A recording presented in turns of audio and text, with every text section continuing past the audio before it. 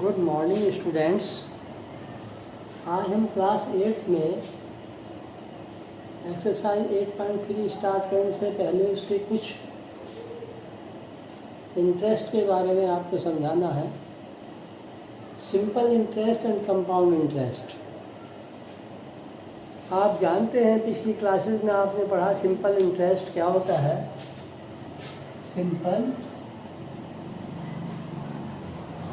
Interest जिसको SI से भी डिनोट करते हैं और ये होता है E into R into T upon 100। यह है P is the principal,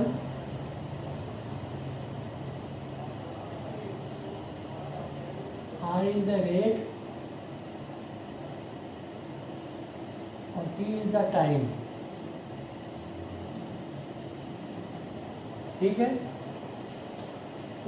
6th class में ही आपने सिंपल इंटरेस्ट निकाला PRT अपॉन 100। अगर सपोज करो कि 100 रुपीज़ प्रिंसिपल है और 10% का रेट है, तो 1 ईयर में उसका जो अमाउंट बनेगी वो P प्लस SI। अमाउंट क्या हो जाता है?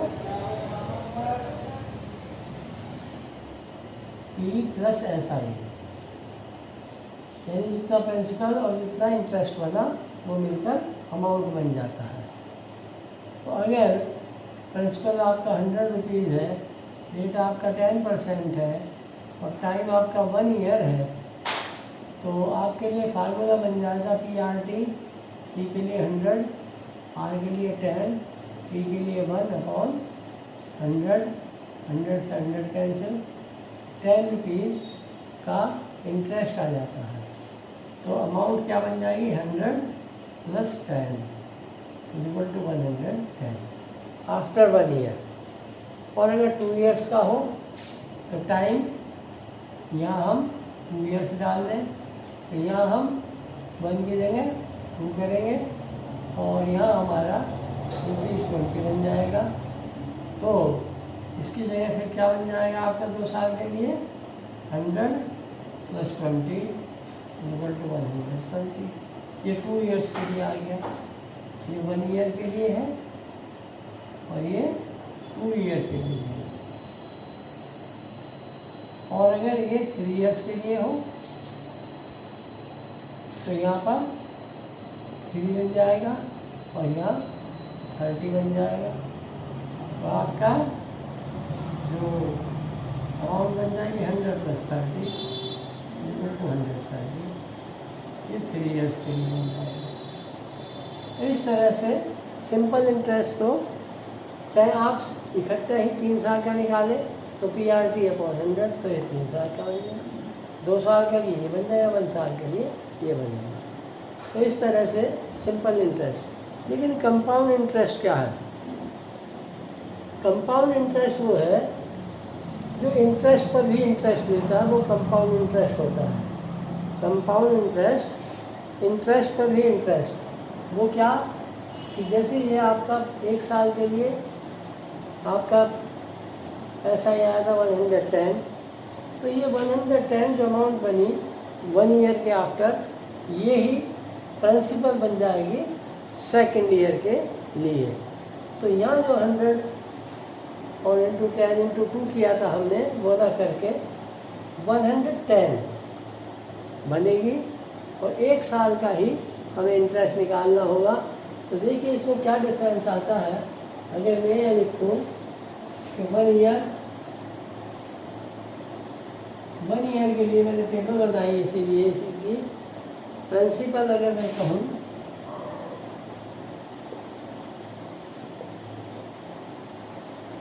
₹100 ले लें, प्रिंसिपल आपका हो गया ₹100 और रेट हो गया आपका 10% और टाइम हो गया आपका 1 ईयर। ठीक, तो 1 ईयर के लिए ईयर एंड लास्ट में क्या अमाउंट बनेगी, क्या लिखते हैं, year end amount, year end amount क्या बनेगी, year end amount P plus SI। तो आपके लगी थी ₹100 plus 10 equal to ₹110। Year end में अमाउंट 110 रुपीज़ की बन गई थी। और अगर यही कंपाउंड इंटरेस्ट में है तो ₹100 10% की रेट है, और 1 ईयर के लिए यह आपका ₹100 प्लस 10 ये एज रहेगा ₹110। तो 1 ईयर के लिए सिंपल इंटरेस्ट और कंपाउंड इंटरेस्ट सेम रहता है, लेकिन अगर सेकंड ईयर के लिए है, 2 ईयर के एंड में, आपका प्रिंसिपल वही है रुपीज़ है, इसमें तो 100 ही रहेगा और रेट इसमें वही रहेगा 10%। और 1 ईयर है ही आपके लिए, तो year end amount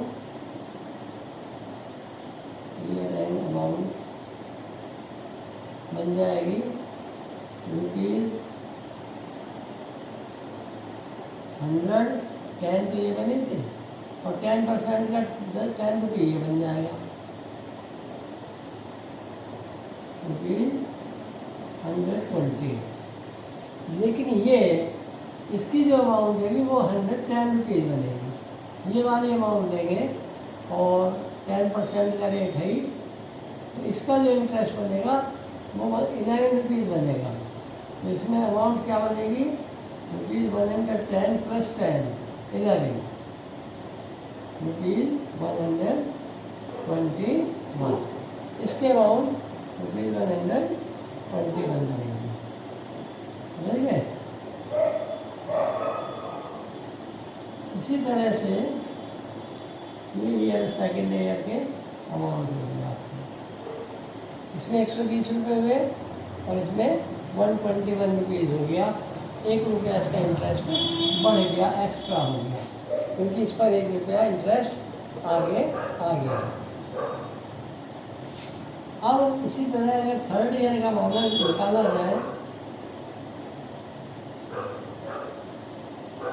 third year में प्रिंसिपल वही आपका ₹100, रेट आपका वही 10, ईयर एंड अमाउंट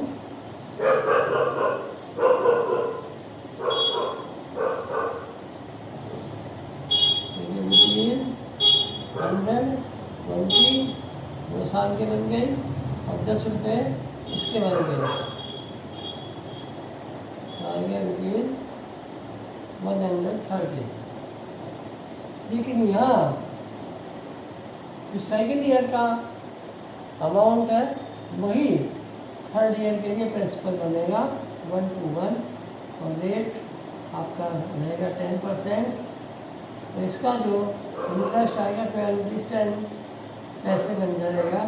तो ईयर एंड अमाउंट क्या बन जाएगी इसमें, ₹121 plus 12.10।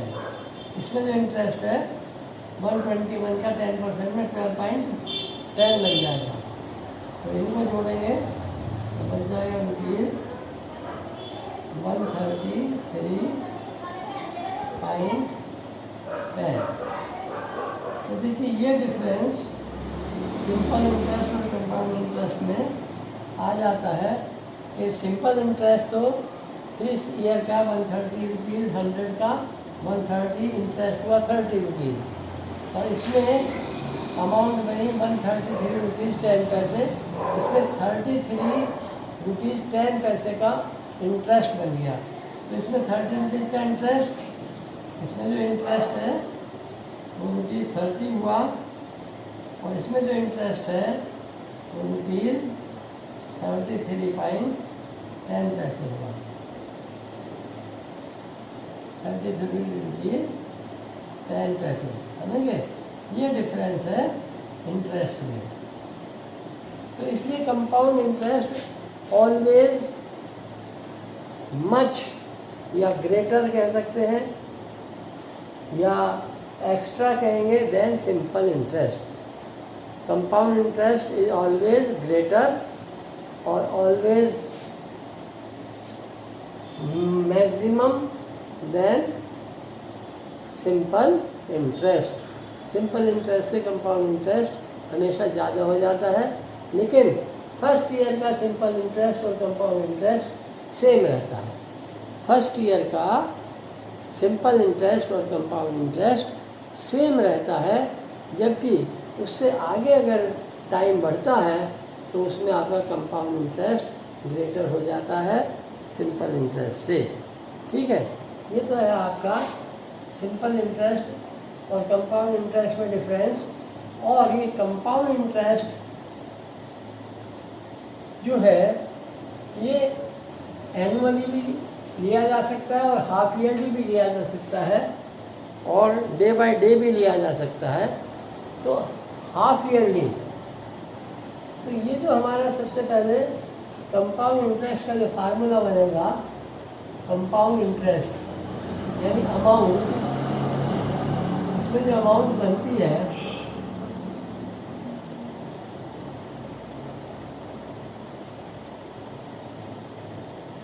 P into 1 plus R/100 raise to the power n, ये है अमाउंट।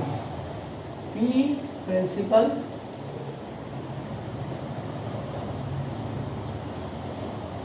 R रेट और n is the time in years. कितने ईयर के लिए? 1 ईयर का है, 2 ईयर का है, 5 ईयर का है, तो n ये पावर चढ़ जाती है जितने ईयर का है, लेकिन ये पावर हमेशा होल नंबर में ही रहेगी।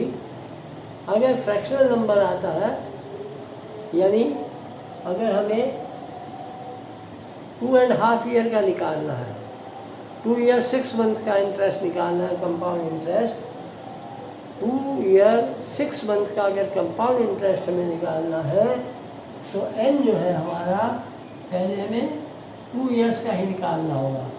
अगर 2 ईयर्स 6 मंथ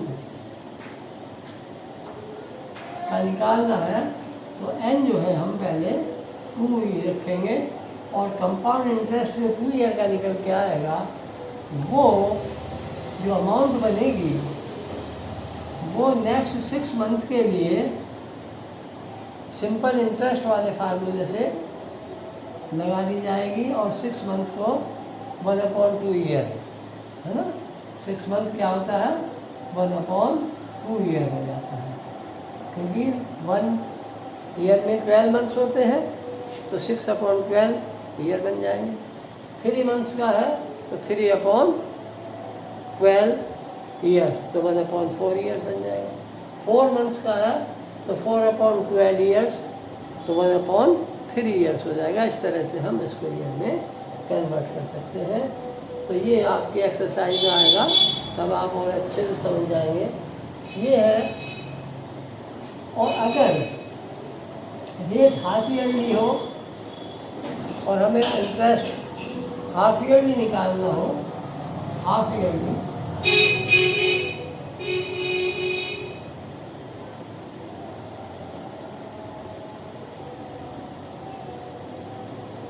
हाफ ईयरली अगर इंटरेस्ट निकालना है तो उसके लिए जो अमाउंट बनेगी वो P into 1 plus R/200 raise to the power n। यहाँ भी नंबर ऑफ ईयर्स या नंबर ऑफ हाफ ईयर्स में रहेगा, तो n is the number of years यानी टाइम है, और वो हाफ ईयर्स में हो जाएगा, क्योंकि हाफ ईयर्स के लिए हमने ये फार्मूला निकाल रहे हैं, इसीलिए यहाँ 200 किया गया। या 100 है या 200, क्योंकि रेट का आधा करना पड़ेगा तो R/2 हो जाएगा, और R/2 होने से तो R/2 × 100, तो इसलिए R/200 हो जाता है। और यहाँ पर n जो है वो, क्योंकि एक ईयर में 2 हाफ ईयर होते हैं, एक ईयर में 2 हाफ ईयर होते हैं, तो अगर हम इसको कहें तो 2n/2, तो 2 से 2 करके इसलिए n यहाँ रहता है, तो नंबर ऑफ हाफ ईयर्स रहेंगे। ये फार्मूला है हाफ ईयर्स के लिए, ये फार्मूला है एनुअली, कंपाउंडेड एनुअली।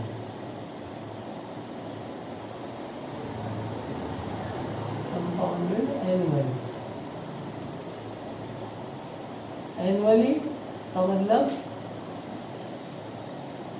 यानी वार्षिक, ईयरली, और ये कंपाउंडेड हाफ ईयरली। ठीक है, कंपाउंडेड एनुअली या कंपाउंडेड हाफ ईयरली से आप समझ जाएंगे कि किस तरह से हमें ये निकालना। जब हम एक्सरसाइज शुरू करेंगे तो आपको और अच्छे से समझ में आ जाएगा। तो ये आपके फार्मूले आप नोट कर लें, और ये आपको इसका फार्मूला नोट कर लें।